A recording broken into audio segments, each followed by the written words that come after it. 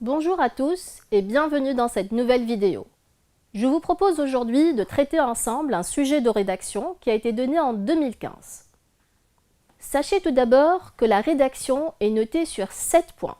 Autant vous dire qu'elle est très importante. Ce qu'on va noter, c'est votre capacité à comprendre un sujet, votre maîtrise de la langue et enfin l'originalité de vos idées. Commençons par lire le sujet. Tu veux apprendre à jouer d'un instrument pour devenir un musicien. Mais ton père n'est pas d'accord car il considère qu'il ne s'agit pas d'un vrai métier. Raconte ce qui s'est passé en rapportant le dialogue que tu as eu avec lui pour justifier ton choix. Penchons-nous sans plus attendre sur les mots-clés et voyons quelles sont les attentes. Ici, on s'adresse à vous à travers l'emploi du pronom « tu ». Donc, de toute évidence, vous allez rédiger votre texte à la première personne du singulier, « je ». Il faudra s'impliquer dans le récit. Vous devez parler dans votre essai à la fois de votre envie d'apprendre à jouer d'un instrument de musique, tel que le piano, la guitare ou la flûte, et de votre ambition à noter ici « devenir un musicien ».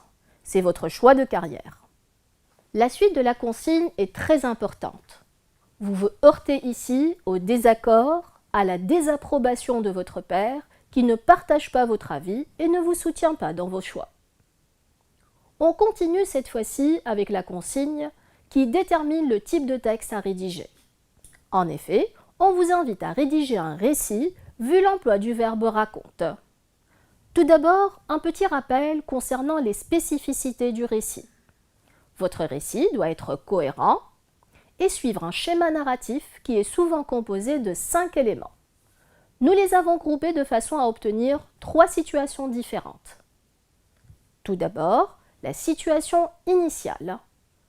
Elle présente les éléments nécessaires à la mise en route du récit et à la compréhension de celui-ci.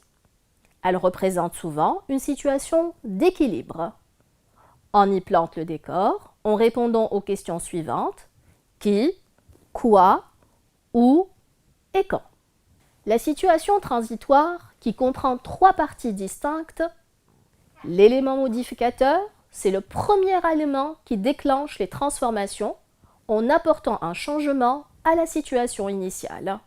Viennent ensuite les péripéties ou transformations, qui sont les différentes étapes par lesquelles passe l'action. L'élément équilibrant ou dénouement, c'est la dernière action de l'histoire, celle qui permet de mettre fin au problème. Vient enfin la situation finale.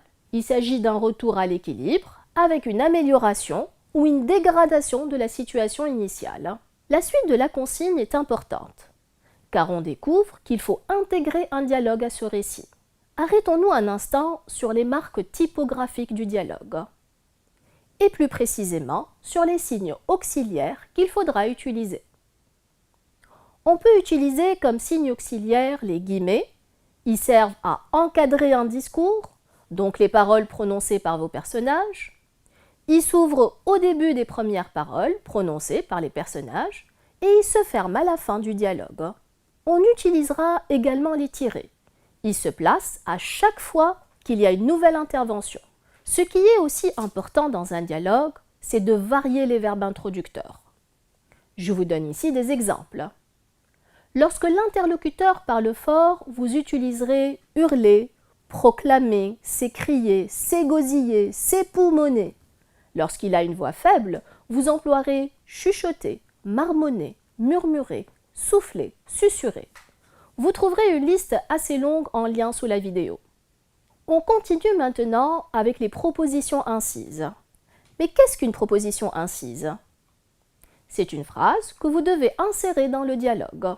Pour indiquer qui parle, vous pourrez en outre informer le lecteur sur l'émotion vécue, le ton adopté ou l'intention de celui qui parle. Votre phrase incise comprendra toujours un verbe introducteur comme dire, répondre, expliquer. La proposition incise sera précédée d'une virgule ou d'un autre signe de ponctuation tel que le point d'interrogation ou d'exclamation quand vous la placerez à la fin de la phrase, mais elle sera encadrée par des virgules quand vous l'insérerez à l'intérieur de la phrase.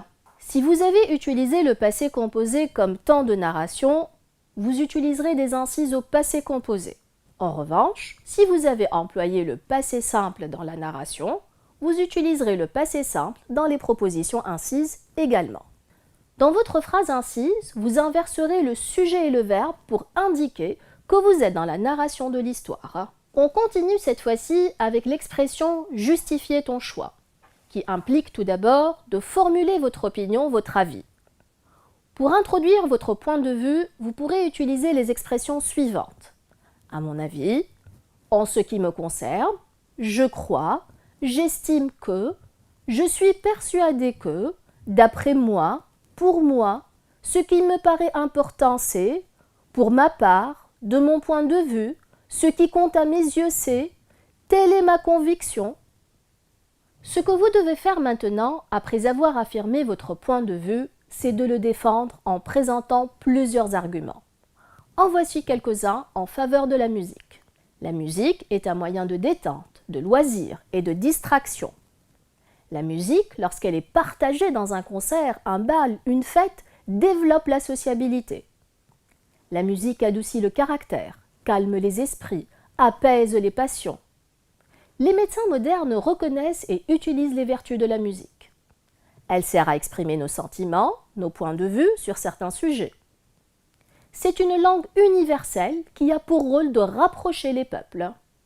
Elle est considérée par certains comme une arme pour lutter contre les injustices et les fléaux sociaux.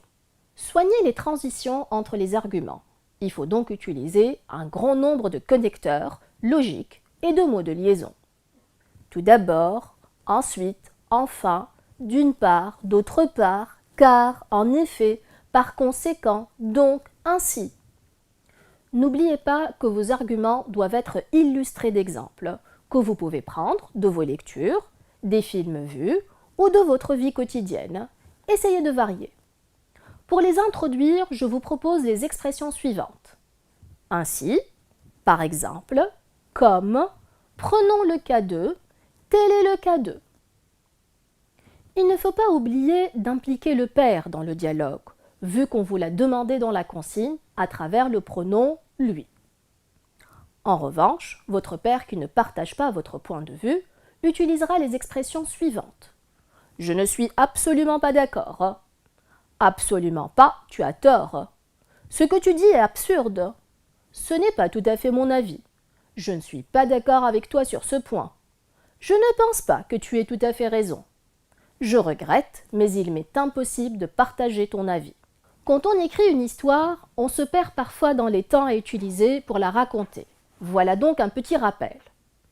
Pour rendre un récit plus vivant, plus proche, on peut employer le présent pour parler d'un événement passé. On appelle ce temps le présent de narration. Il peut être accompagné du futur et du passé composé. Pour raconter des événements et des faits passés, le narrateur utilise l'imparfait, le passé composé ou le passé simple. Maintenant, quelques conseils généraux. Pour réaliser au mieux cette tâche, commencez par décrypter les mots importants sur lesquels vous serez évalué. En effet, faites attention à bien respecter le sujet dans son ensemble. Analysez toutes les contraintes pour éviter le hors-sujet. Deuxième conseil, faites des paragraphes avec des alinéas, mais inutile de sauter des lignes. Attention à la ponctuation. Mettez des points à la fin de vos phrases. N'hésitez pas à utiliser quand il le faut des points d'exclamation et d'interrogation pour varier et penser aux virgules. Faites une copie lisible, pas de rature excessive. Enfin, ne négligez pas la relecture, c'est important. Plus votre copie sera soignée notamment au point de l'orthographe, plus elle fera bonne impression sur votre correcteur. Merci encore d'avoir regardé cette vidéo et je vous dis à très bientôt.